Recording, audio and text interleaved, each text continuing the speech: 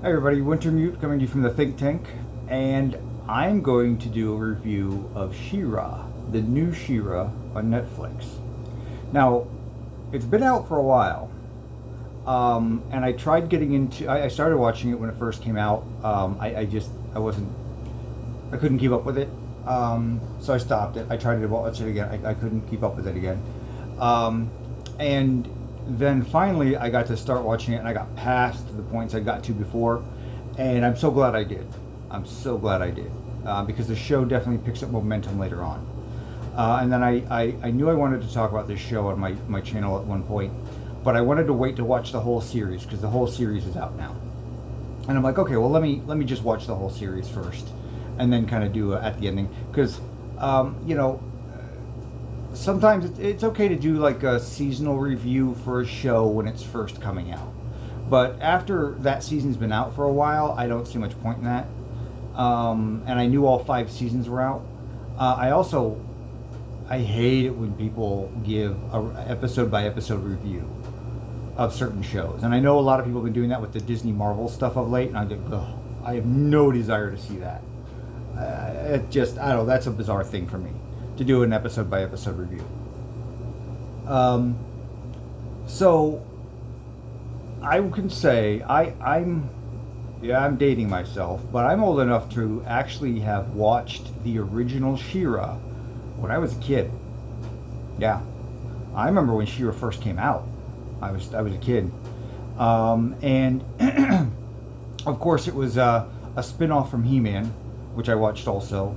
And I remember when it came out, and they did this whole crossover thing with the He-Man show, and they had an entwined backstory between He-Man and She-Ra, like they were siblings separated at birth, and things like that. And at the time, in hindsight, at the time, that was actually a pretty interesting thing, because of course way back when, you know, cartoons, they developed a formula and then they kind of stuck with that formula season after season. They might introduce a few new elements, but there really wasn't much character progression. You know, the formula kind of stayed the same. And but I always enjoyed She-Ra just as much as I enjoyed He-Man. I don't have any, you know, it's not something I would watch now because it's definitely dated in the style. But when I heard that Netflix was rebooting She-Ra, I got really excited. I'm like, oh, this could be really good. And so when I'm not one to overly get into the hype about something. Like I won't like I'm excited that the new Dune is coming out, and I've watched the preview, the trailer a couple times, usually with new people. Like each time I watch it, I'm like, hey man, look, check this out. This looks really good. But I don't let myself get too excited because it could be crap. I could walk away hating it. And I used to get really excited about movies and new shows when I was younger, and then the Lost in Space movie happened. And man, that broke me. That one movie forever changed how I felt about allowing myself to become overly excited about something. Yeah. Now, I'm not talking about the new Lost in Space on Netflix. That's a great show. Oh, I love that. But I'm talking about the movie with hell, I can't remember the actors' names, but it was not good. It was garbage. And so that was kind of a mental turning point for me. So I wouldn't let myself get too excited about the new She-Ra, but I did Google some stuff. I did want to kind of get a little bit of information about when it was coming out and what was going on with it. And so I will say this. When I first saw some of the stills of some scenes from the animation, I kind of went, oh, what is this? This is a very different, aesthetically, artistically, it's a very different take on She-Ra. I expected it to be a little more like the original, a lot more realistic in the animation, or at least attempting to be. Now that was my expectation. That's not how I felt it should be. But I'll admit, I definitely had some misgivings after I first saw the new art style. It was definitely a lot more anime-ish in its stylings, And I have mixed feelings about anime at this point. I think some of the tropes are a little tired, and some of the artistic styling of it is just a little overdone. And I'm generally still consider myself an anime fan, and there are still some classic animes that I would recommend in a heartbeat.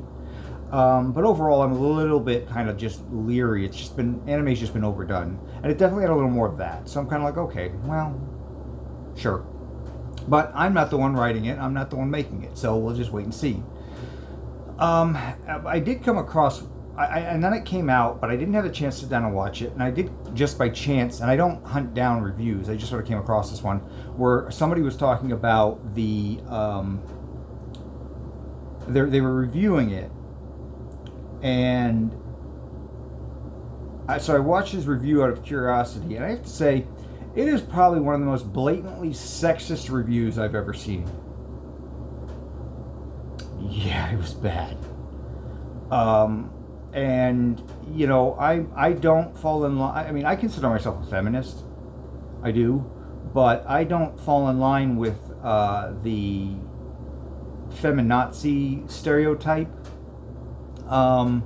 I think, you know, about the far out there feminists and extremists, and I think they're nuts, and I think that they are just as fascist as any, you know, old school patriarchal jerk. And so I don't fall into that group. I'm much more of a libertarian outlook on the world.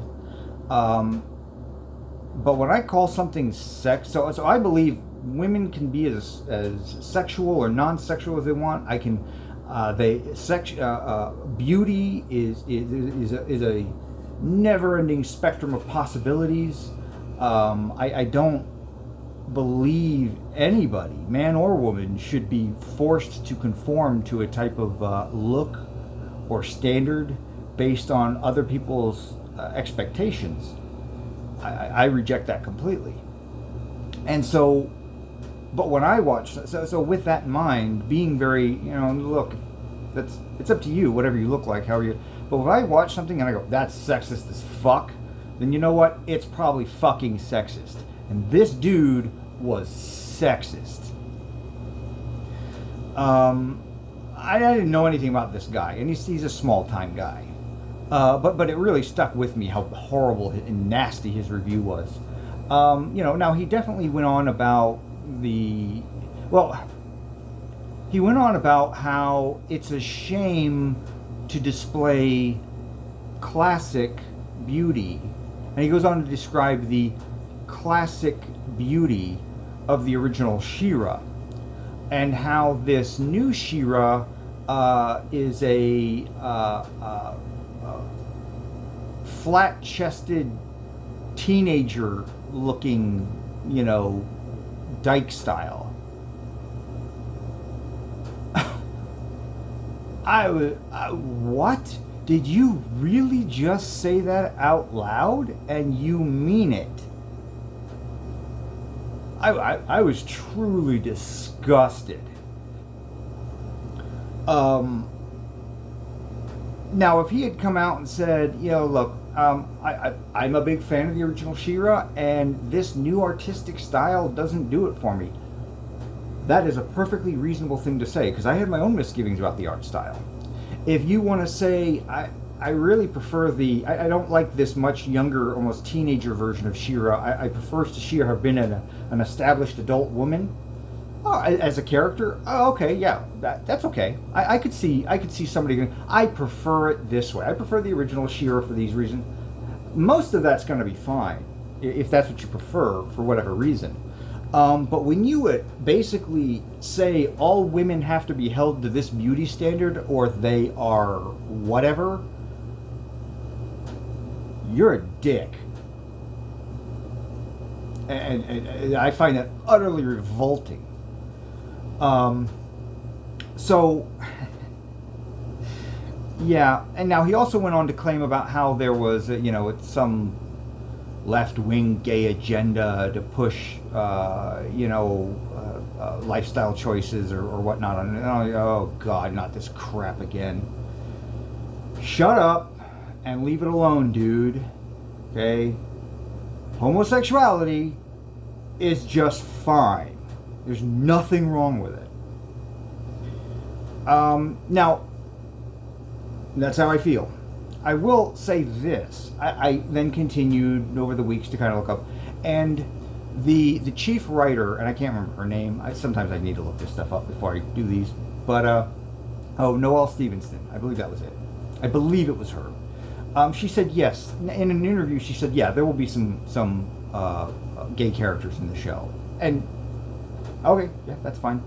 And then she basically went on to say how she was happy to have them in the show to kind of push a personal agenda about representing, certain lifestyle choices. And look, she's the writer. She can do whatever she wants. It's her project. I do not, I have reservations about taking someone else's IP, which is essentially what She-Ra was, and then kind of re-envisioning it in a way to push an agenda. That kind of rubbed me the wrong way. And if you remember, watch my video about, this is not a review, to see how I feel about people preaching to me, no matter what side of the political spectrum you're on, or what part of the circle you're on. So I had a little bit of hesitation there, because again, I want the show to be well written. That's what matters. I want to care about the characters. But if you're making decisions just to push a certain ideology, no matter what that ideology is, there really aren't many good examples of doing that I can think of. I mean, maybe there are some that are out there that are good. But when you come across as that being your core motivation, not only does it put me off a little, it puts a lot of people off, no matter where they fall. I mean, remember what Lucas did with the prequels and the whole "if you're not with me, you're against me"? Yeah, dude, you know what? A lot of people weren't happy with Bush at that point, and that's fine. But why did you bring that up in Star Wars? Now, obviously, Lucas is the creator of Star Wars. He can do whatever he wants with it. I defend the rights of the creator. I just think it was a bad choice. And I think almost everybody universally slapped their forehead and went, oh, God, why did you do that? Why did you do that? I mean, I've never heard of one person jumping up in the theater and go, yeah! Everybody kind of went, oh, that didn't really need to be there. Now, I mean, mainly because it's lazy writing for starters. That's key right there. That's the lazy writing. And you could have gotten that point across with a much better writer could have made that point without being so blatantly beating you over the head with modern current politics at the time. That's just that rubs most people the wrong way, even if they agree with you. I mean, I've certainly watched shows where yeah, I agree with what they're saying, but man, that was not good writing. So I went in with some level of apprehension at that point. And then, like I said, I started watching the show. It didn't reach a critical mass. I think I maybe made it to the end of the first season, but the second season hadn't come out yet. And then I started again. I didn't have the energy to kind of keep watching it. And now that my energy levels are back up and I'm doing much better health-wise, I kind of dove back in, and oh, I'm so glad I did. I'll just tell you right now, I loved it. I absolutely loved it from start to finish.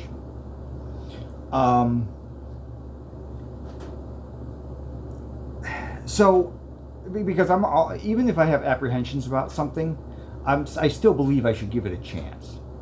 I mean, there are plenty of classic books out there that, oh yeah, that's a great book, you should read that.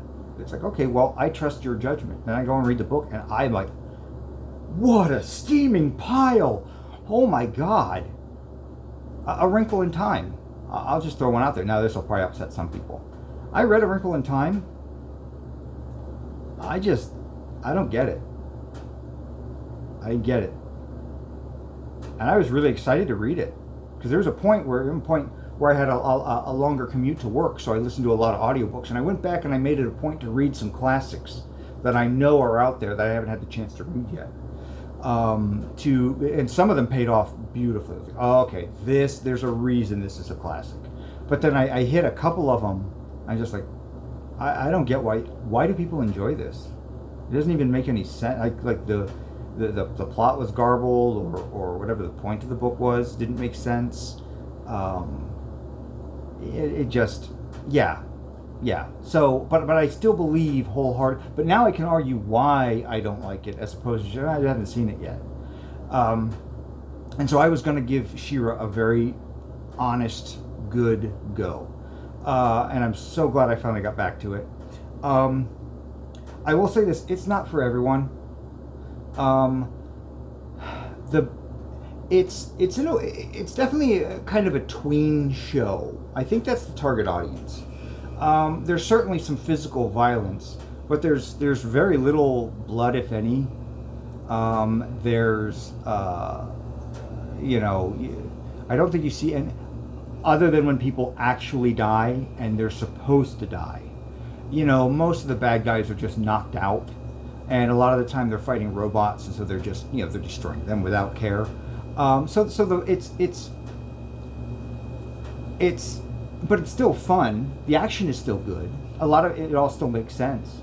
The characters, though, are a little over the top sometimes with their kind of goofy personality traits, and I could see some people not enjoying that, and I understand that.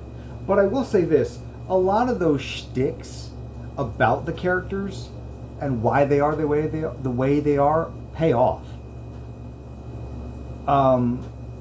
Like, there are characters acting a certain way to cover emotional issues. And so, kind of much like Avatar, The Last Airbender, it's a show that both adults and kids can watch and still enjoy, and the adults will get the kind of deeper, higher level themes of the show.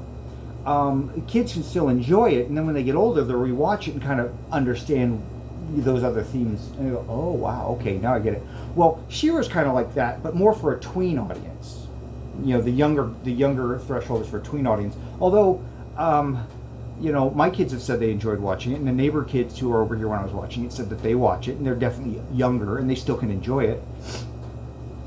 And some of the adult themes aren't even very obvious. They're actually presented to you in a much more subtle way.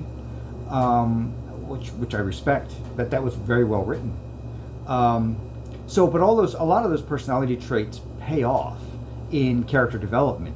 Maybe not even in the first season, but definitely down the line they pay off. So yeah, that's one thing I loved about the show.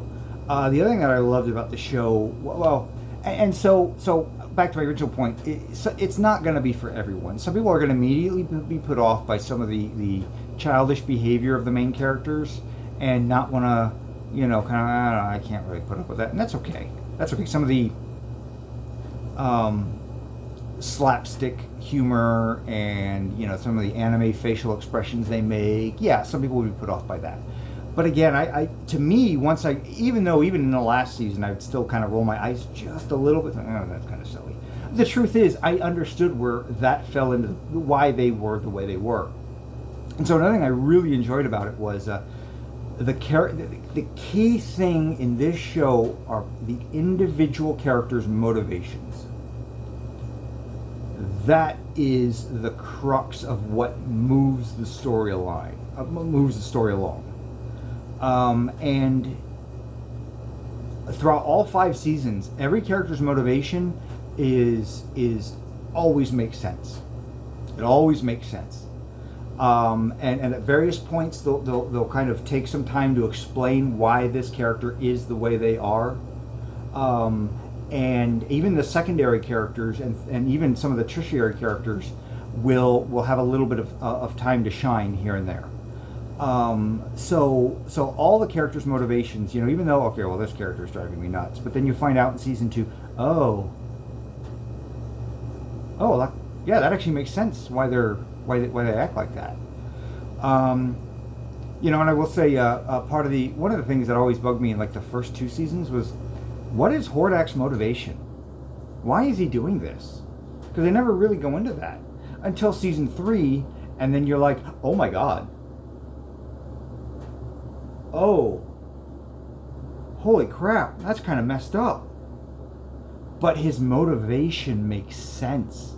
It's actually motivation anybody can relate to. Yeah. And you will not even sympathize with this character. Nobody's going to sympathize with this character at that point. But you can still understand his motivation and what drives him to do what he is doing. And that was definitely when the show took it really was.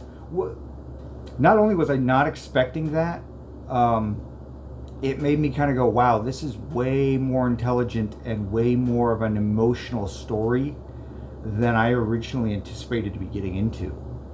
And some of the things the characters do and their motivations, and even the bad guys versus the good guys, some of this stuff can get very... If you were writing this for the Game of Thrones crowd, a lot of what happened would have made perfect sense. You would have simply taken the kind of age cap of tween off, and it would have fit perfectly in the Game of Thrones universe, in what some of these characters' motivations were, how they were trying to hurt each other, what they were doing, but obviously there's a little bit of there's that we gotta make sure it can't go beyond being a kind of palatable for the tweens. So we can't have people literally stabbing other people in the back, even though that's what they want to do. Although the show definitely goes down a couple dark paths with a couple of the characters, even some of the main characters, particularly in season 4. Watch one of the main characters go overboard. Is really I was really into it because it was well written. The motivation, though, made sense. What was driving this character's motivation? And in that same vein, the bad guys are great. And I don't want to give away spoilers. So if you haven't seen it and you really want to, I would recommend stopping the video here and going and watching it before I say anything else. There, you've been warned. But when, Shadow Weaver may be one of my new favorite villains. She is just creepy, and the voice actor they got to play her is just fantastic. Lorraine Toussaint, I believe her name is, and I'm probably mispronouncing that. She's from Trinidad, so I'm not sure how to properly pronounce that. But oh man, she is just so... The way her voice is, as soon as that character starts talking, you just cannot help but be drawn into what she is saying. And when she turns around and decides to be sweet, to manipulate you, you're still sucked in. And you know she's a bad guy. And even when the dynamic, and I guess I'll just leave it at that, even when the dynamic between her and some of the characters changes later in the show, her motivation has never changed. What drives her personally is consistent and makes sense. And that's one of the things I really liked about the show. And Hordak was very much the same. Again, another great voice actor that he got to play Hordak. And when you find out his motivation, you're like, oh my god. This dude's way more messed up than I thought. And really, one of the most interesting things about the show is you kind of go into it and you watch as characters grow and progress. And one thing I realized is, and I'll give this out, it was around season 3, early season 3, I think, where I went, Hordak is not the main villain. Catra is. And you go into the show going, well, obviously Hordak is the main bad guy. No, not really. he's not really the main bad guy. When you look at the motivation of the characters, and then what those characters do to move the plot forward, and why they're doing what they're doing, you realize that, at least for the first 2 seasons, Hordak is more of a plot device. Catra's the real villain. And even though she's the real villain, you still understand her motivations. And again, you probably won't sympathize with her for the same reasons you won't sympathize with Hordak, even though you know his motivation. Once you know him, you're like, okay, I get that. It fits. It makes sense. So, yeah, I absolutely love this show. Even the goofy elements, and probably the most single goofy element in the show is Swiftwind. The flying, talking horse, who is She-Ra's steed. But that's a character that could have came off just completely cringy. But by the end of the show, you're like, I consider him just like anybody else. His motivations, what drives him, why he does what he does, what his personal goals are. Now he's more of a tertiary character by the end of the show, but he actually, even though he's goofy, it works. It just works, and in a lot of ways, even though it's not for everyone, and not everybody's going to enjoy it, I would say that the new She-Ra is in some ways lightning in a bottle. Maybe a smaller lightning bolt than, say, something like the original Willy Wonka movie, which was really lightning in a bottle. But it hits on all sevens. And for that reason, I would absolutely recommend watching it. I thoroughly enjoyed it from start to finish. I'm so disappointed it's over. And that's a sign of a good show right there. If you finally get to the last season, and you're just like, man, I wish this would keep going. God, I almost would like to see a second, complete standalone series in the same universe or with the same characters. And yeah, that's how I felt when I was done. I was just like, yes, this is a good show, a fun show, an exciting show, an emotional show. That makes sense. It's well written, well executed. Even when it's got a couple goofy episodes here and there, again, even the goofy episodes and the goofy characters, in the overall sense, it all comes together in the end for a payoff. And that's what She-Ra was. It was just an exciting, enjoyable time while I watched it. So, yeah, all my misgivings are right out the window. So yes, please go watch She-Ra. Please go watch She-Ra. I recommend it highly. So, here's a Wintermute signing off.